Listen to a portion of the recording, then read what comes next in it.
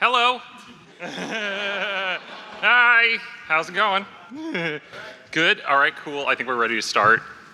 Oh, yeah, we're good to start. All right. Okay. Hello, everyone. Thanks for coming to my panel, Puffin Forest. If you don't know who I am, I make animated Dungeons & Dragons stories on YouTube, and I've been doing it for about 2.5, 3 years or so. I used to have a blog which no one read, where I would talk about Dungeons & Dragons, and I was like, what do I watch? Like, I watch YouTube videos. So I decided to go onto YouTube and start animating there. And so this is a Q&A panel, and so you guys are gonna be telling, if I'm a little bit flustered, it's because this is my first panel I've ever done. Thank you.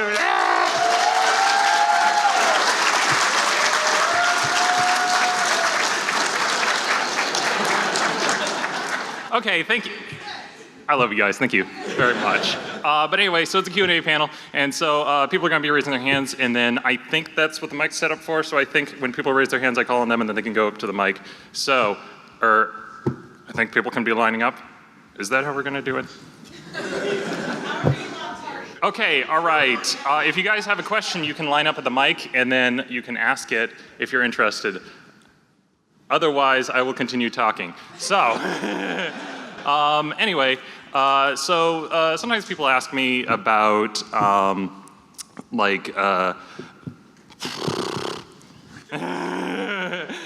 So a little bit more about my background was that I was originally animating for about a year, and the channel was kind of slowly growing, and originally a lot of the first videos that I did, I took down, because the first year or so when I was animating, I did a lot of more like personal stuff about kind of the dynamics, the social dynamics of the group, and some of the arguments we had. Like, some of the groups that I first played with were like really toxic. Like, some of the people had like really, they were very combative and stuff, and so we didn't really have the best group dynamic.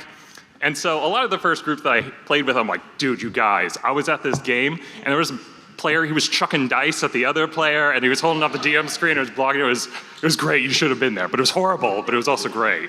And after the channel had gotten around like 20 or so subscribers, I'm like, I should probably not be putting this stuff online. And it's just because I was like, well, what if it got like 100 subscribers, and then my friends knew, and then like potentially like came back to them or something. And so I had to take down a lot, after like 5 or so videos or something, I'm like, I don't want to put this up. And so some of those original videos had gotten taken down. But there was kind of a format there of like, okay, I'm gonna be talking about Dungeons & Dragons stories, and I can, do self-deprecation. Like, I can talk about myself all I want, but I can't really, I try to avoid doing anything that like really kind of tries to target a specific player or some other people at the group and stuff. And it's very personal for a lot of players, and that's a big part of the reason also why I tried to keep it kind of anonymous, of like, I don't really talk about player names or character names or something like that, because that is something that I worry about. What else? And a lot of my Dungeons & Dragons stories, while I do tabletop RPG stories, I tend to focus more on Dungeons & Dragons because it's really common. Like, a lot of people play it, and it's been crazy in the past few years how it's like Dungeons & Dragons has sort of, it is like kind of the dominant force in the tabletop RPG market, and you have Pathfinder. Pathfinder's extremely popular, but a lot of times when I talk to people who are not familiar or not a part of kind of the tabletop world, they think that Dungeons & Dragons is tabletop RPGs, and I have to explain like, no, it's not, or something. It's like, it's a specific game that it happens in the tabletop RPG market, and it is, but there is a lot of other RPGs that I play on occasion. Actually, the big one I played for the longest time was Call of Cthulhu. I played the mess out of that. I used to run it all the time. And eventually, I sort of, I kind of transitioned away from Call of Cthulhu, and it's just because, so my background is GMing. I used to have a group that we used to play 4th edition Dungeons & Dragons. I played 4th edition Dungeons & Dragons for 2 years. And so when people complain to me about, we were in this combat for like 30 minutes, like, you don't know shit, okay? Try talking to me when you've been playing the same, trying to kill the kobold for the last 4 hours, because for some reason, no, they gave him 30 hit points because it seemed like a good idea. It was actually, but actually, nothing against 4th edition. It's like you had to have a very good GM who was capable of they used minions a lot, and there were some enemies that would be running around with like 90 hit points, and then be some that'd be running around with 1, and you sort of had to intersperse them in order to make sure the combat was manageable. And when you're new players, new GMs don't really do that, unfortunately. They're just like, wow, this guy looks really cool, and you put it out. Like, who would do that anymore? But yeah, so we used to play 4th edition a lot, and so because of that, I'm like, I don't want to touch Dungeons & Dragons. Like, I don't want to go anywhere near it. And so that's why I used to run Call of Cthulhu, because Call of Cthulhu, if you don't know, is sort of the opposite of that. You know, combat's very lethal. It's very quick. If you get into it, you're probably dead. You have 2 different healths. You have your main health, which is like 10 hit points, around 10 hit points. Usually it's lower because no one puts anything into strength. But then you have mental health, which is like if you see crazy stuff going on, eventually your sanity is just going to start wearing down. And anyway, so I had gotten into that because I was like, okay, I don't want to get anywhere near that. And then our group switched over to running Star Wars.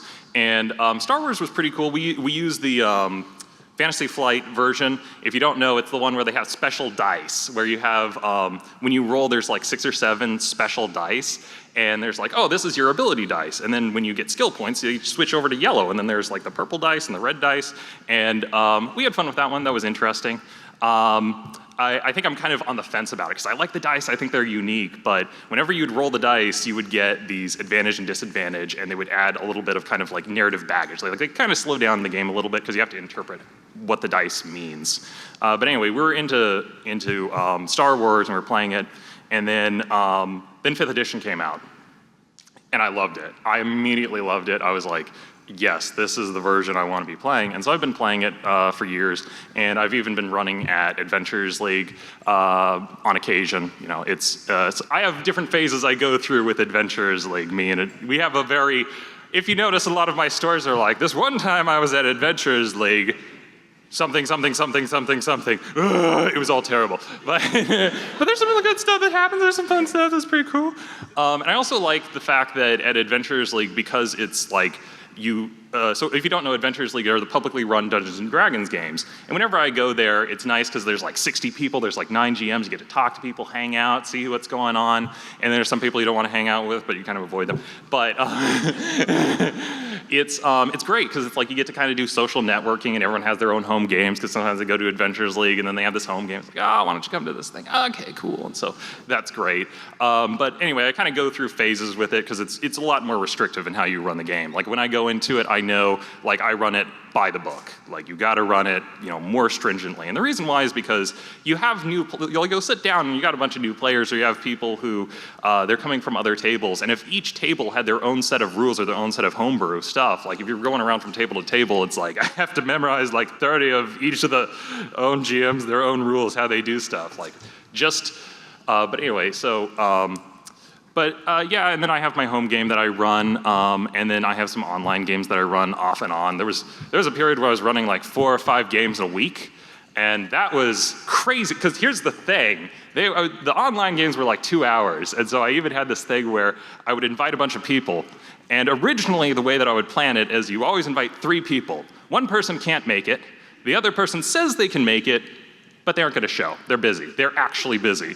And then the last person actually shows up. So if you want a 5-person game, you always invite 15 people. That was my rule. That was originally my rule, but I found that I've had a higher and higher air quote success rate with getting people, and so I'd get like 10 people, and so I'd have to split into 2 groups, and I'd be running a 2-hour game in the morning and another 2-hour thing. And it was also just because like I do this full time, so I'm like, oh, I'm gonna be running all these games, and it's gonna be great. And I got tired of that, I love D&D, don't get me wrong, I love it, but like, I don't love it like that much. I love it like this much, not like, but it's very easy to get burnt out of running it over and over. Oh, there is one advantage of running it over and over and over repeatedly, is because sometimes what you can do is like if you have people from different groups, you can like run a game, and then if you have one later and it's a completely different group of people, you can run kind of the similar game. So it's like, oh, you guys are going off on this quest to try and find this old abandoned something or other and then return it to this guy who's probably going to betray you. You can run a similar game. And the thing is that it's almost kind of like there's a synergy where they're kind of like you can run it, and then if you figure out that there are problems, you can actually take those solutions and take it to the next game. So when you're running something over and over repeatedly, it's like a way of sort of improving the game. And there are actually a few games that I've played with kind of new players who it's like, oh, I've never played D&D. Okay, that they jump into, where it's like some of the games I've played like 6 or 7 times, and it's like I really have a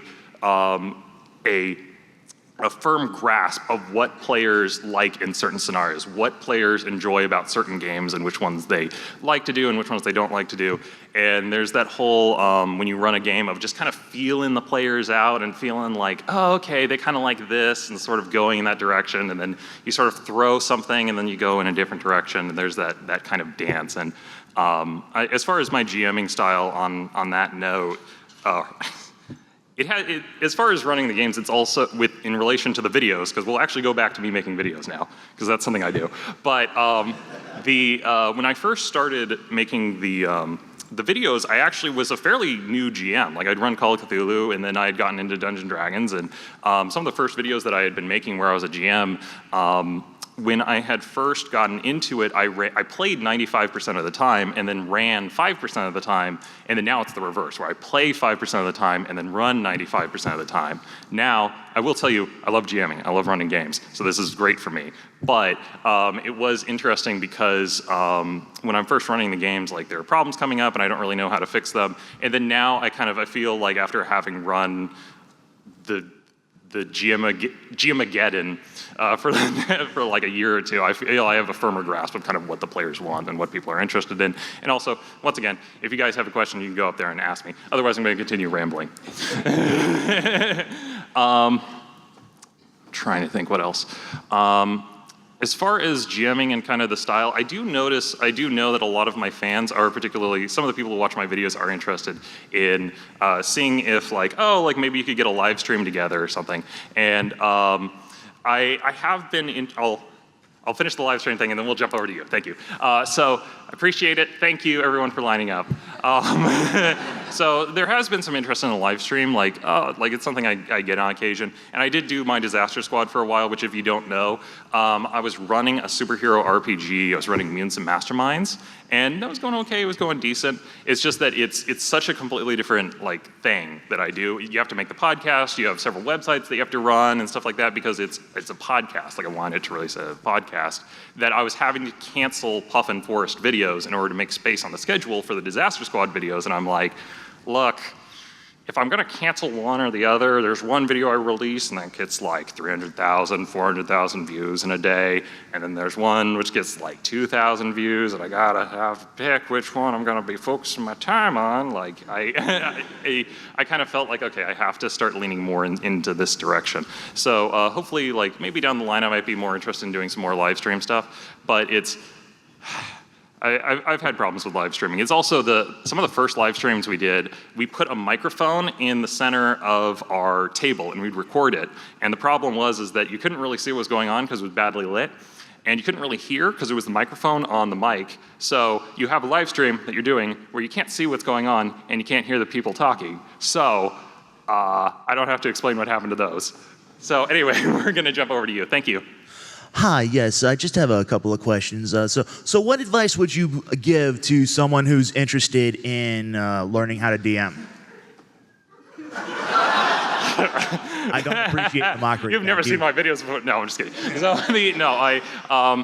as far as someone who's learning to DM, I mean, it's I actually really like learning to DM from reading other people's modules, because, and actually what's funny is sometimes in the past, I used to read a module and be like, oh, this is terrible. I could write like a 10 times better module. Well, what would you do? Well, first I would change this, and then change this, and then this would happen. But it's like it starts you thinking about stuff and thinking about different ideas. And I think it's nice to kind of build up that library of different things. But it's also sometimes, here's the thing, is I like to run modules like very strict to what the module says, because sometimes there can be a surprise in there of like the players really like something and I thought they'd hate it. And that's the best thing, is when you run something, you're like, this is gonna be terrible. terrible. There was a video I made, and it was this one where it was Horde of the Dragon Queen. And in it, we ran it, someone's nodding, okay. So it's, the coordinator said, okay, here's how we're gonna run it. We're gonna have 4 weeks at first level, and no long rests. There's just gonna be a short rest. They can take short rests, but they can't do any long rests over the 4 weeks. So, and the 4 weeks are 4 sessions. So if they have 2 hit points after the first session, they keep that 2 hit points and they don't get it back. And I'm like, oh my God, no, no, no, no, no, no. And he's like, trust me, it's gonna be fine. And so we ran it, and not only that, but it gets worse because they're fighting nothing but kobolds and drakes. And not only that, but they have to fight an adult blue dragon at first level. You got a group of 5 people, adult blue dragon. And it's like, and then not only that, but it says in the module, like basically the thing kind of flies around and makes its attacks on soldiers, not the party.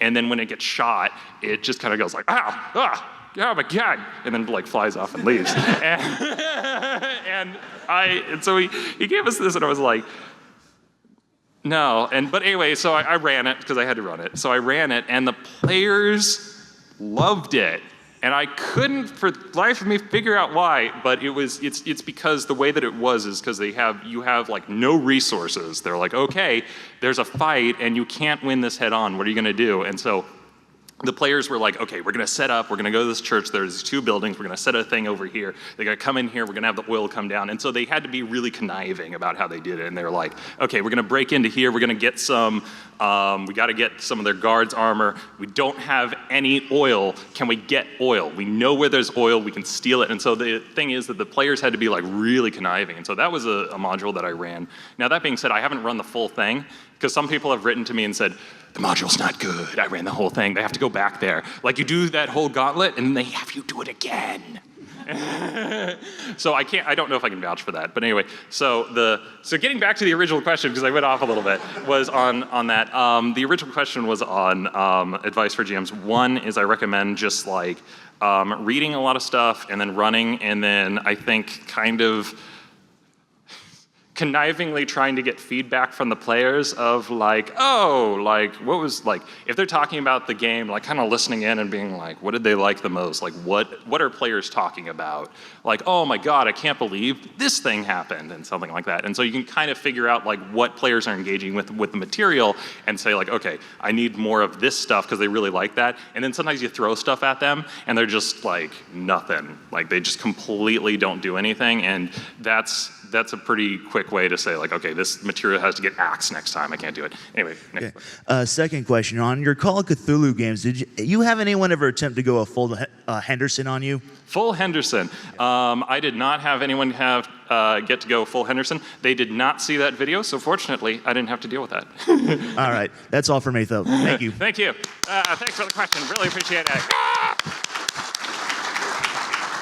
Hello. Hi. Okay, now I'm close enough. How difficult is it for you to get players to run away from a situation they can't handle?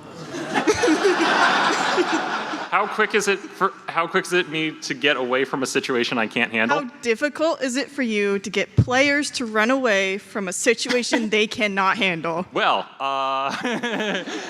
it's because here's the thing: is that the group is always split, and there's always Asriel, who's like, yeah, we can't handle this shit. And then there's always there's this one player, he plays as the samurai, who is the one who always gets them way, way, way, way in over their heads. And he's like, no, we totally got this. We don't got this. We totally got this. There was this one where the players were like low health. They were trying to get through this thing, and there was like all these guards and enemies showing up. It's like, we got this. And then after like 3 of them fell in like one attack, it's like, we don't got this. But how hard is it? But it also leads into another question of like trying to telegraph difficulty and stuff, because you always have that problem where the GM is like, they're psyching up this villain. Oh, he's like a big threat. And then he like comes in and whoop-bam, hits one of the players. I'm like, what was that for? And it's because like sometimes you have these fake psych outs from the GM of like, oh, this guy's gonna come in, he's really big and bad. oh no. And they do that fake out thing so much that like sometimes it's not until you play with a DM that you can kind of communicate with them. I'm trying to think if I've ever like really communicated like, you guys are really screwed here. There was a fight with a Kraken they had, where they're like, we could take this guy. Actually, it was so mixed because some of the players were like, I think we could fight him, and then I think we're supposed to fight him, and it's like, no, we can't. Maybe we can. I think they were actually leaning more towards the, yeah, we're probably really screwed. But you always, whenever you have a group of 5 people, there's always like one person who's like, we got this. And then the other 4 get dragged into it. They don't want to be there, but the one person runs in to that building, and he's like, no, we totally could take this fire elemental. And then the other 4 go in there to save his ass, because no, we can't just leave him to die, or something like that. Hey guys, if you have more than one question, please just ask one question. Let Ben or Puffin Force answer, and then go get back in line, okay? Cool, thank you. Okay, thank you. Gosh, how can I follow that? Okay. So, real quick, my introduction to you was just a few months ago. My husband was listening to your videos, and all I hear from the bedroom was, my name is absurd. My name is absurd. Oh no. Oh no, that's terrible. You did not tell me that. And I was like, what the hell is this? Long story short, after I watched it a few times, I was like, okay, this is hilarious. But my question is, initially my reaction was like, this is so dumb. How do you find this funny? It is dumb. It is. It's stupid. It's incredibly stupid. But, once you get used to it, you're flipping fantastic. So my question is, was there a really funny or strange interaction that you had with family or friends or players maybe when they first saw your videos? Oh, when they first came to the videos. Okay, so I did not tell any of my friends that I made my videos when I first started making the videos. And that led to a very, very weird situation.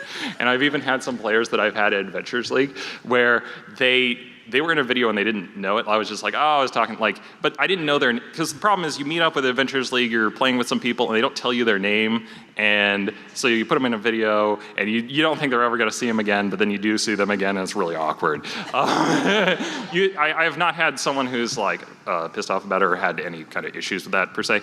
But anyway, I just went off a tangent on the question was any weird interactions with people seeing Weird the or videos. funny. Yeah, just for the first time. I'm trying to think. So the players actually, there was a little funny interaction because the players did not find out what had happened to Malachar until I made the video.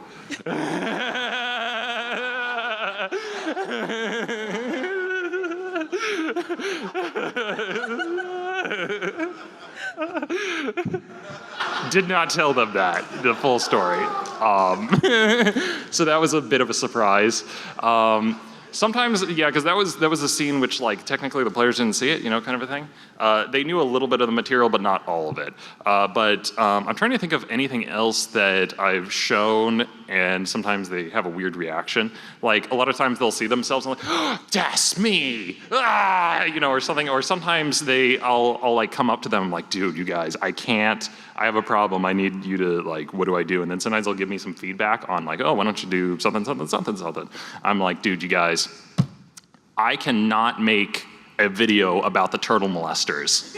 I cannot make a video about the turtle, because how do I even bring it up? You guys are called the turtle molesters. Like, how do I bring that up in a video?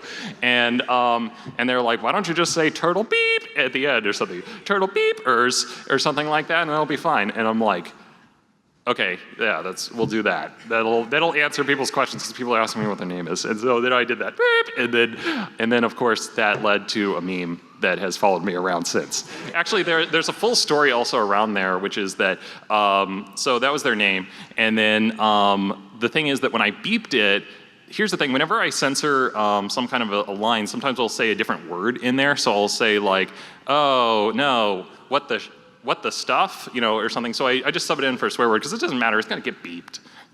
Like it doesn't matter what you say, it's gonna get censored. But I think you could hear part of an F in there, like, because I think I said like turtle flippers or something. And so I think people heard part of an F and then they heard ers, and then they assume, it's a swear word, because the problem is molesters is technically not a swear word, but fuckers is. And so that was what led to their name being called the Turtle Fuckers, and then that was when we led up to the name of the Turtle Friends. So I'm like, I can't talk about their name in a video. And of course, they have this new group now, and of course they made another name, and that name also has a swear word, and I'm also gonna have to censor this one. Yeah. Hello, let me just start off first off saying thank you for your work. It's much loved, as I'm sure you could tell. All right, cool, thanks. Appreciate and my question for you is, out of all your videos, do you have one that you are particularly most proud of, whether for the reception it got or you're just very happy with how it turned out? I know the absurd is the one that immediately comes off the top of my head, because that is the one that people bring up that's like, okay, this one's like really, really funny. And it's, there's the whole meme with it, and then there's the fact that it's like you got the accent of like, it's a great video, because you get to meet absurd and he does a funny accent, hello there. And But I'm trying to think of the other video. There was this one video that I would always point to that was like, so there are two kinds of videos that I do. One are more kind of narrative of like, this happens, then this happens, then this happens. And some of the examples are the obelisk encounter, the absurd, and then the Malachar storyline and stuff like that, where they're kind of more of a narrative. And then there are other stories where it's like, I have these like 12 stories and I can't fit them into a video, so I'm just gonna bundle them together and then release them. And there was one video, and most of the time the long form stories actually, people kind of take more to those because they get to feel more about the characters. But there was one video that I made, which was a collection of stories where I'm like, I really like every story in this video. And it was made up of, what was it? They went into the Pharaoh's thing, and then they started killing a bunch of guards, and then hid him in the kitchen. And then the next story that came after that was with the blacksmith, where they cut off his hand, because he got stung, and then they just hacked off his hand. Like, there you go, you're welcome. And then there was the third story where they were at the church, where they're planting explosives in the church, and they're like, don't worry, here's the plan. We bring him into the church, and then we shit. And then there's the fourth story in that one was the one with Azrael, where the players are saying, like, how do we take this illithid? How do we defeat this mind flayer? And he's like, well, you see, what happens is that they eat minds. So if we take our minds and we leave with them, we'll starve him out. And then it's like, well, you see, how do we survive? Like, well, you see, here is our survival postulate, is that if us and our survival depends on us being away from the illithid. So to maximize the variable between these 2 points is to increase our survivability. But anyway, he was doing that. And then at the end, you had Bitey introduction, and then you also had the Turtle Friends talking about their name. Like, it's like, do these people recognize us? And they say, oh yes, of course, you're the Turtle Fuckers.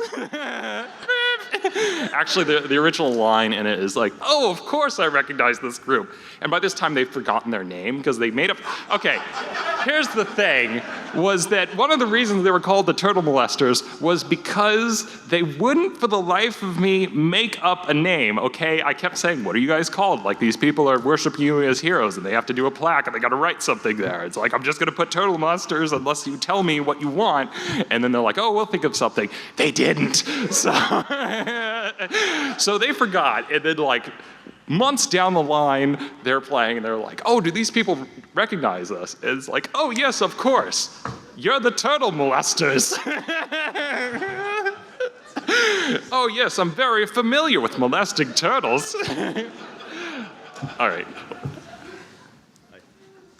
My initial question was actually about the name? Yeah. Okay, I will actually go into more of the background on that. So where they got their name.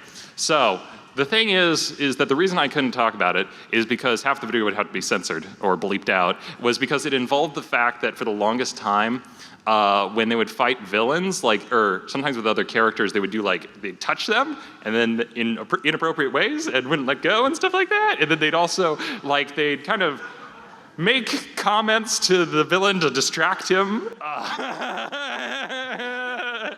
And I'm like, I can't tell the story because everything's gonna get beeped. How do I even approach this? And so that was because they kept doing it over and over. And then plus the fact that they don't have a name, that was how they started being called. And also the turtle part was because they used to have these pet turtles that would hang out with them, and so they were called the Turtles. And so that was how they became known as the Turtle Molesters, was because of that. And then that's what led to the beeping, and then the fact that the audience thought it was fuckers. And then I have a group that I would play Dota with. And whenever something was screwing up, we'd always say, "You fucking turtle fucker." I don't know why. I have no idea why that was the thing, but I don't know why we do half the things we do. But that became the name. Thank you. Thank you. Morning. Morning. What is the weirdest way you've seen a spell be used and the context for it? Weirdest way I have seen a spell. So the first one that comes up in context was, so I was playing this game. I was absurd. And this story got cut from the absurd video, which I was sad about, was that one of the guys was going to use anti-gravity and then pull up all the enemies out of this bog. And so he did that. And he was going to drop everyone in the group. And then he was going to have one of the players cast Featherfall. And they're like, okay, we need one player to cast Featherfall. Don't worry. And it's like, who's got Featherfall in their reaction? And then they look, and there's only one player. That's me. And so we're all like hanging upside down. And they're like, don't worry, we'll just have Absurd save us. And there's a silence, and it's like, we should probably figure something else out in case that doesn't work. Don't worry, I will save you. I will use the Featherfall, and you will all be grateful because Absurd has used his magic to save you.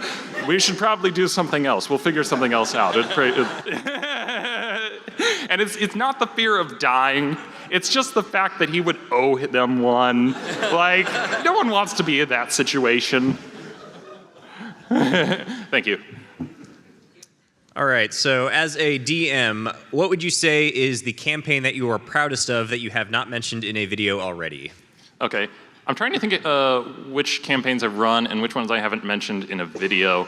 So I did a Call of Cthulhu campaign, which, first off, just some people campaign Call of Cthulhu, but anyway, it was because I was running it, when I ran Call of Cthulhu, the first time I was running it a lot more tame. I was not running so much the horror. And I remember there was a long-running thing of, there was a guy, Dick Tracy, who was going off and kind of solving these mysteries and stuff, and he was kind of developing this narrative. And he was starting to kind of, learn magic. There was this one, witch that was kind of interested in him. And they were going off into kind of the dreamlands. And that was pretty cool. But anyway, yeah, the way that the Dreamlands worked was that campaign involved the fact that, so the players went, in Call of Cthulhu you have the Dreamlands, and this is different from the original mythos slightly, which is, the way I had it was that whenever they'd go to sleep, they would have another version of themselves that would wake up in the Dreamlands. And so they had two bodies, and so it'd be they fall asleep and they wake up in the Dreamlands and go off and do some stuff and do some investigating. And there were some kids that had gotten asleep that weren't waking up. And actually, I've reused the module and the stories in some of my D&D game. And so hopefully down the line, you guys will see some of that. And it's actually coming up in one of the videos. But anyway, that was fun. That was interesting to play. It introduced an interesting mechanic. And there were nightmares that had taken over people in the real world. And so they had to worry about the fact that there were nightmares in the real world that were possessing people that were going around hunting them. And then in the dream world, there were, of course, the dreams and nightmares and stuff. And so that was kind of cool. It did make for some really weird situations where it's like, okay, I'm going to sleep. All right, you wake up in the dream world. Wait, which version of you is going to sleep? Oh, okay, it's the dream version going to sleep. Okay, you wake up in the real world. Is it day or night? Day or night where? Okay.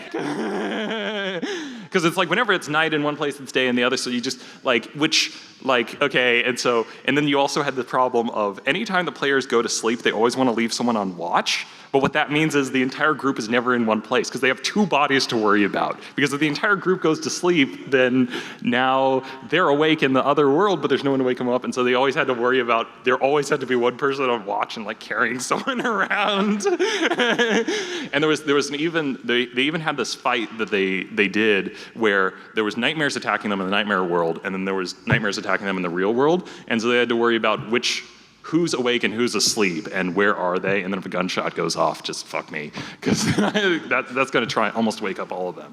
But anyway, I'm going to go through all the campaigns which I've done. So I did that one. And then I've done some online like one shots and stuff like that. Dungeon World. I did Mutants and Masterminds. I did an Icons one, and that one I kind of did a long form video on it where it was talking about like, the entire world is kind of a desert planet now, and then Omnius has taken over, or this evil computer overlord. And I stole the name Omnius. I think he's from Dune, I believe, but I'm not exactly sure. I like the name. I'm not familiar with Dune, but anyway. That one was fun. Probably the one I had the most fun playing so far was probably the Malachar storyline, was because I felt like that storyline, like the players were really invested in it, and there was a lot of stuff going on, a lot of interesting characters. There was like 7 NPCs, and the players really liked talking to them. So I believe the Malachar storyline was probably the most fun that I had running that one. Thank you. Thank you. Appreciate the question. So I noticed in a lot of your videos, your parties tend to have a tendency to split. Yeah. Have you developed any techniques or tips to help speed up combat if, say, everyone's fighting in a different part of the temple? So the thing is that, that's... I have a different philosophy when it comes to splitting. I actually am perfectly okay and like it on occasion when the players split, and I will actually change the balances of certain encounters and stuff, because you know how it's like, oh, there's 4 players going to this temple to go run a combat.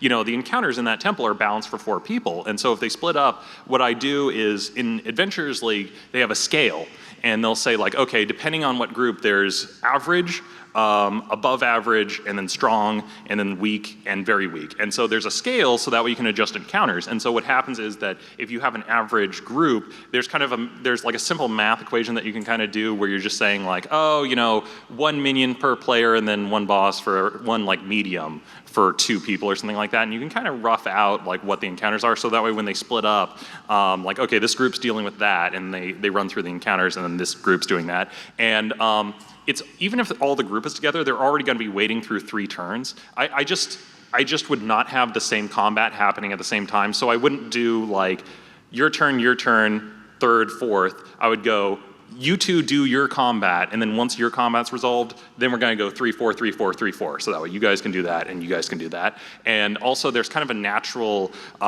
stopping point that often happens where the players split up, and someone cracks open a safe, and it's like, there are beetles coming out, and they're fighting the beetles. And then they're like, whoa, there's this ancient tablet. Like, what do we want to do with it? Should we grab it? And they're talking. And while they're talking, I can transition over to the other group and then have them continue on with the storyline.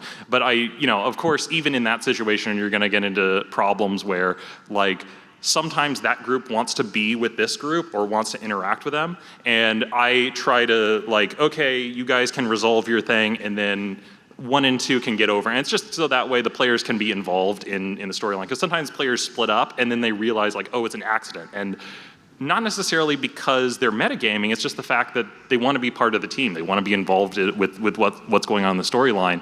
And so I can kind of say like, okay, I'll give you like a round or 2 and then you can get over here. And so I have to, and then when you get over there, the noise has caused more enemies to come in and stuff. So that way there's enough going on, because you never want to have a thing where it's like the players split up and then you kind of reduce it, and then the players kind of try to, then you have encounter issues. Like there are natural solutions to it of like, if 2 fights trigger and then there are 2 enemies, like if the players try to merge, then the enemies would merge as well. And so it basically balance out. It'd be very similar. Thank you. Thank you. Hey. All right. Hey, how's it going? All right, how are you? Good. How are you? Well, we can keep going like this, but I've already asked my question now. No, my question is, do you have any advice for players that are coming into a group? I mean, I know that you have a lot of advice for GMs, but I know there's not a whole lot of advice for how to be a good player.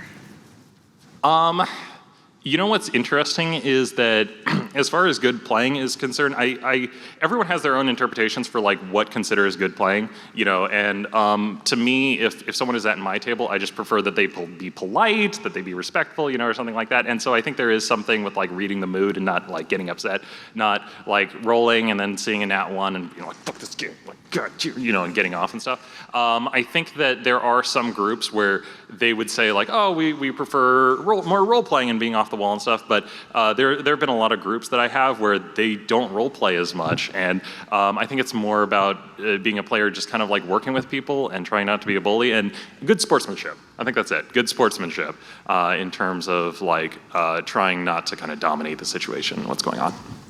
Awesome, thank you. Okay, cool, thanks. All right. Good morning.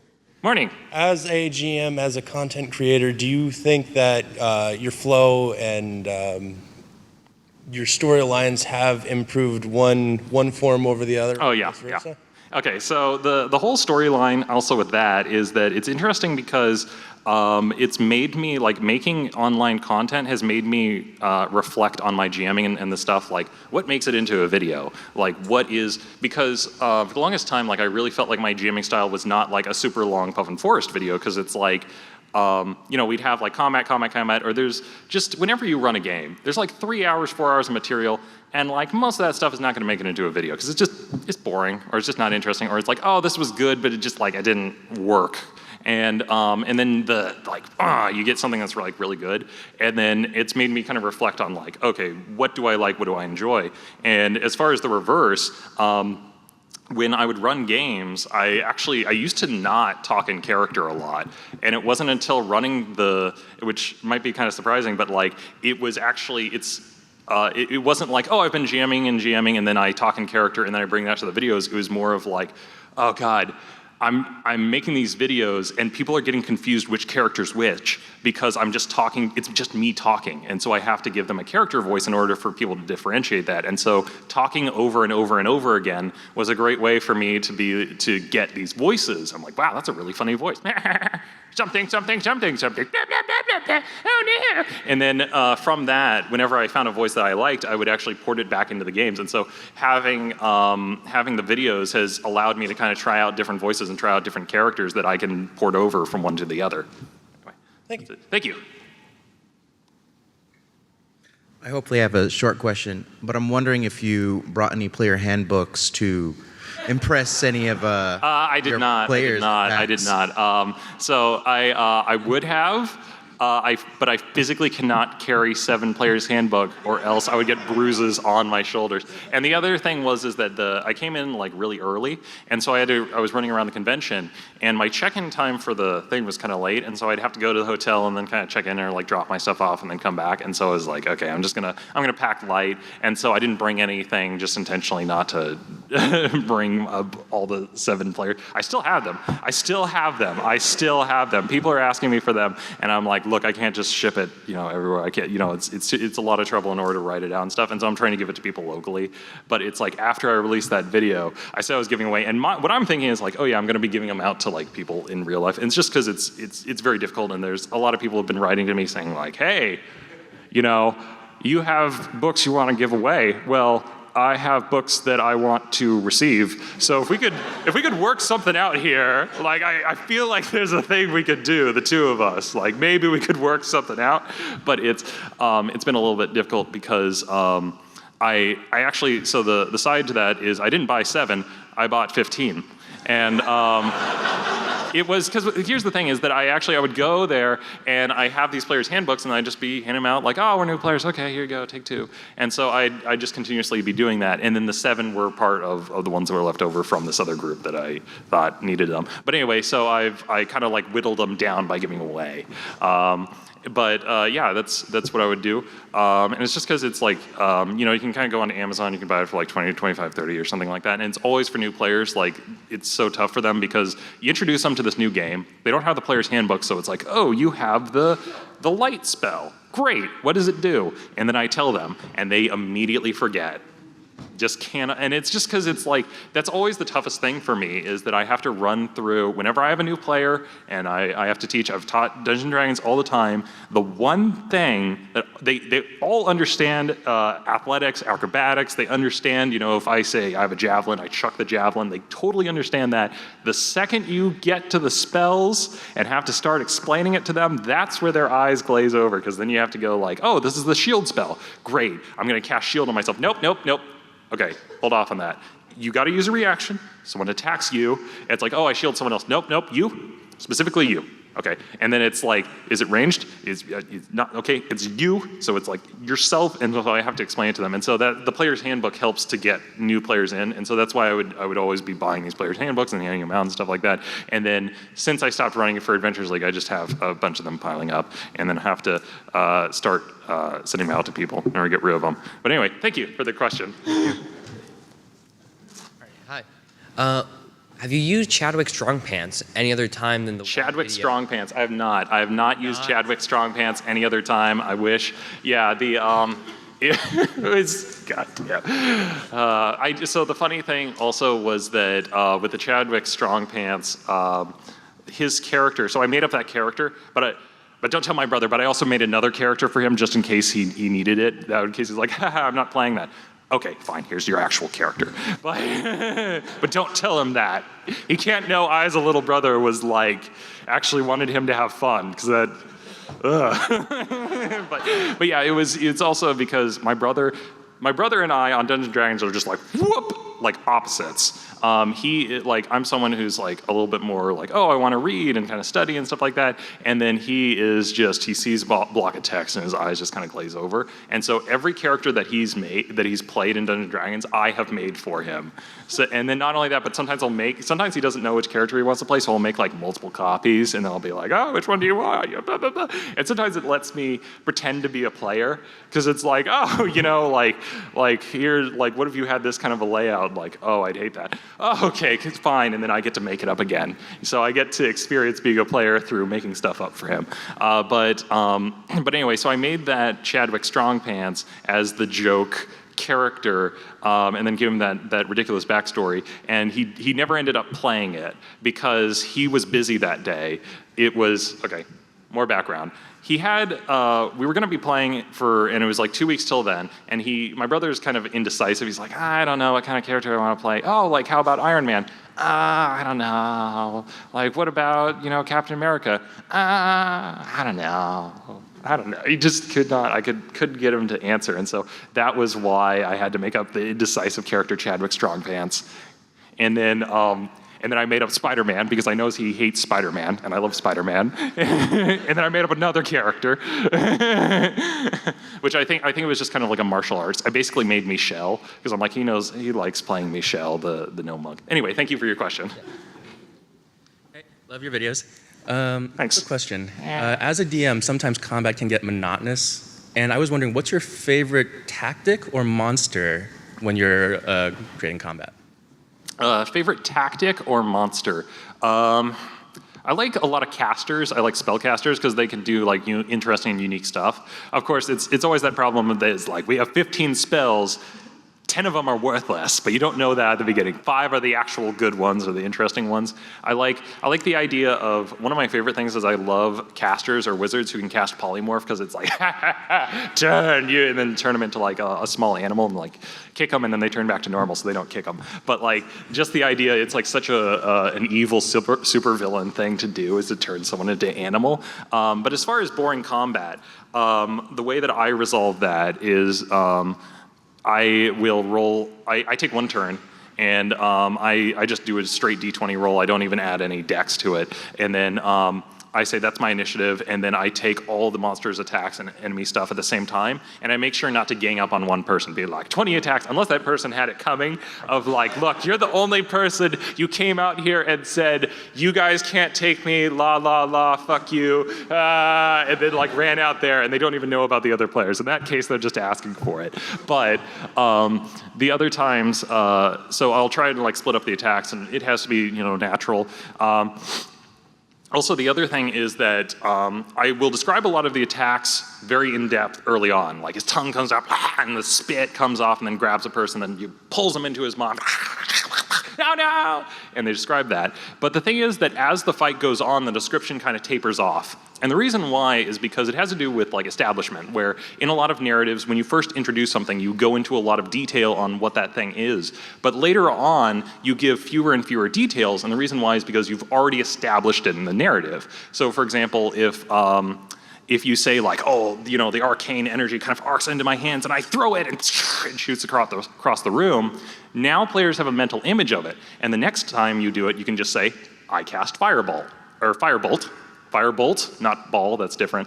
And it arcs and it misses, or something. But players already have a mental image of what it's supposed to go. And so you can, you start off, you describe things in depth the first few rounds, or if there's like a critical hit or a critical thing that happens, or you have this really cool mental image of the shield coming up and arcing off and hitting, but that first time you describe it in depth, and then later on, you use fewer and fewer details. And the reason why is because people already have a mental image in their head of what's going on in the scene, and so you just have to roll to resolve it. And that can save time so that way you can have more stuff happening in the narrative. Thanks. Thank you. Hi. So I noticed in all your videos you tend to illustrate miniature and grid combat. Do you ever use theater of the mind, and what situations do you feel it needs? Okay, so as far as my thing with miniatures versus theater of mind and that stuff, I have used both before. Sometimes it'll come up where it's like there's this enemy shows up and the players just beat the shit out of him and stuff like that. I'm like, I'm not drawing this out. But whenever it depends on the group size. If there's just like if there's 2 players or 3 players, sometimes you can get away with theater of the mind and that works perfectly fine. But whenever you have like 5, 6, 7, like that, I almost kind of feel you're kind of required because it's very difficult to describe it. And then if you have multiple enemies, I like running multiple enemies because if you have one enemies, the players only have one target. And so they don't have as much choice, but let's say you have there's a bird swooping in and attacking people and there's a giant and then there's a spellcaster. Now the players have some combat decisions, and so that can make it potentially more interesting. Like, do I want to hit these 2 with a fireball or this one, or do I want to go for this one? Like, are we going to focus fire? Like, if we're going to focus fire, like which one? Like, oh, I could cast blindness on this guy and then we could go after this guy. And so that gives them a lot of choice. And so with that kind of a thing, you almost kind of have to have a grid because suddenly, you're kind of working off of each other. And it also depends on the level as well, because low-level characters, they don't have a lot of stuff that has like AoE that you have to worry about, and so you can just do theater of the mind. Also, Call of Cthulhu, I do theater of the mind. I was doing Icons, theater of the mind. I was doing Mutants and Masterminds, theater of the mind. But I prefer to do Dungeons & Dragons on a tabletop thing because, the characters have different effects. It's 5 feet, and the players, they're always asking me, is that character 30 feet away? And I answer them, and then the next round they forget, or someone else forgets, and I have to answer. And it's mental work to try and keep all of that information in your head, and if it saves them that time and it can help, then it hopefully will speed things up by just kind of drawing it out. And besides, I do things really quick, I just kind of there's a river, and there's a bridge, and there's 3 guys there. There you go. But anyway, thank you, I appreciate it. Thank you. Hi. Hi. I was not sure if you did a video about this, but what happened to the group that went to the tower and got put on the moon? Oh, yeah, that one. I was supposed to be doing a follow-up to that one, but apparently that video also got sent to the moon. Yeah, so the thing was, in case that's like a really older video, I'll give you guys the short summary, was I was trying to develop a truly, air quotes, open world adventure where it's like, I'm gonna roll for stuff, to see what's in the world, and they're gonna be monster hunters. They're gonna be going out, hunting things, coming back, and so it's like true open world adventure. So they roll, and they have to roll a percentile, and they roll a 2, and I'm like, yeah, because I put something special at the 2. If they rolled a 1, they would have gotten attacked by a kraken, but they rolled a 2, so they didn't immediately get attacked. So the 2 comes up, and so they go to this tower, and it's like shrouded in mist, and they can't see what's going on. And someone's a weather mage. We're playing Fantasy Age, and that's a homebrew. And so he dispels the fog, and apparently there's like a weather machine in there which hides it and obscures it. And it's like, oh, that's cool. And my original plan was to have them leave. I don't know why I thought that. I'm like, no, you like, oh, there's a tower here. You do the mist and then you obscure it or something like that, and they go inside and then they leave. So worked all the way up until that point. And then what they discover is the fact, and I said like, these are runes, you can't read them. Well, what if I just rolled a 27 on my history check? Well, fine, I guess you can read them apparently. But anyway, the light comes down and then they get teleported to the moon, and I ended the video there. And so I was alternating with someone else, and so there was a full month between I ran that session and the next one. So the next month they were just like, what the fuck is going on in our story?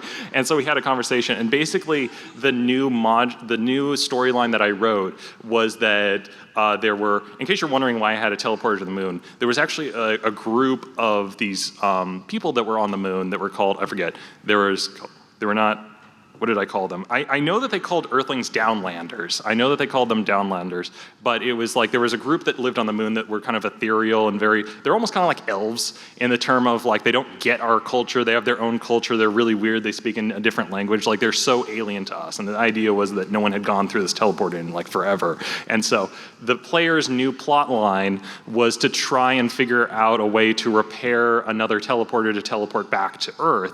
But the problem was that the elves, I keep calling them elves, they weren't elves. They had like white hair and they were kind of like very strange, like very lithe. And they suspected the Downlanders like, well, what's gonna happen when they go back? Like, we don't trust them.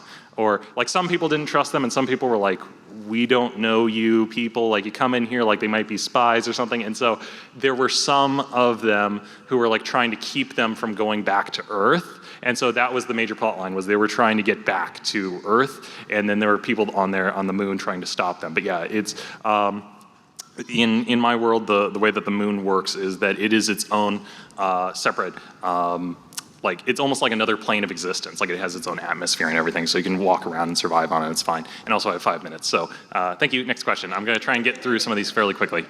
Hey, longtime fan. Thanks for having us here. Yeah. I was wondering, whatever happened to Trixie Starbright? Oh, whatever happened? That was the last, I only did one session with her, and that was the session. And so I never figured it out, because that always happens. I only played one game as Absurd, and I only played one game as Trixie Starbright. And it was just because, okay, here's the thing. Pokemon RPG, very slow combat. It takes a while to get through anything. And so during that time, you start role-playing, because it's like you have a lot of downtime. I find that sometimes when you have downtime, you start to role-play. And so that was where she developed that evil persona and the whole breaking the arm thing. And it was just, but anyway, what I would like to imagine for her storyline, since she was an evil character, is that she probably fought her way to become president. Like, this was the idea that I had in my mind, was she fought her way, and right before she becomes president, she's developing this house of cards, and it all comes tumbling down at the last minute, and she fails hideously. That was my imagining, because she's this villain, she's setting up this house of cards, this web of deceit where she's turning people against each other. At the very end, she's a villain, and her character was gonna lose right at the very end. That was what I had in my head. Hello. So my boyfriend and I, after watching the video with the defective sort of warning, yeah, kind of every time, instead of saying, like, I told you so, we just go, I warned you. I was wondering if you ever had a situation like that where, you're having a situation in real life where something, from the game will just pop up randomly like that. There was this one GM who used to get pissed off to no extent, because some players would go, but they would do that like, you guys are gonna have to climb this mountain. It's like, and then afterwards we're gonna go to the grocery store. And then the GM had to be like, okay, you guys get one. All right, you get one of those every session. Okay, we can't have you doing this every single line. That was it. That was it. You got your one. Okay, you're happy now. Thank you. Does your brother know that he has a video about him? How does my brother know that I have a video? Does he know? Yes, he is aware of that. He has not watched it, I'm pretty sure. He doesn't watch my videos. He watches Joe Cat's videos on occasion. He watches the tutorials. No, because it's like he watches them. It's like, wow, these really teach me how to play D&D and stuff. But anyway, on occasion he'll watch a few, and sometimes he'll be like, yeah, it was good job, Ben. And I'm like, thanks, Will. Yeah, I just informed him and let him know, and he was like, okay, cool. And I'm like, did you talk about the Star Wars session? I'm like, yeah, I told him about the Star Wars session. You should see your face. What? Oh, that's what I would say to him. You should see your face. He would not want to be on a video. Hello, big fan. I was wondering if you had any advice on how to get your players to kind of engage more in roleplay versus just like a hack and slash approach to everything. Role playing. So the thing is that I think it's just sometimes if an NPC is talking to them, they'll kind of engage with that, like, oh, something, like if you're just kind of going through of like, oh, fight, or go up here, but the second you have an NPC like start to talk to them, they think, what do I say? And it makes, sometimes if you initiate the conversation with the players, like the blacksmith's like, don't get many of these people around here. And he starts looking you over suspiciously, and then then the player can kind of get defensive, like, well, hey, I've been here the whole time, blah, blah, blah. And so sometimes if you have an NPC initiate conversation, but I will say that sometimes the player is just not interested in role-playing, or something, but if the entire group is not, then it's really weird, because then it's like, it can be kind of dry sometimes. Okay, we're time. That is it. Thank you, everyone. I'm sorry you two didn't get to ask your question. Thank you. You can actually come up and ask me afterwards. All right, thank you, everyone, for being here. Really appreciate it.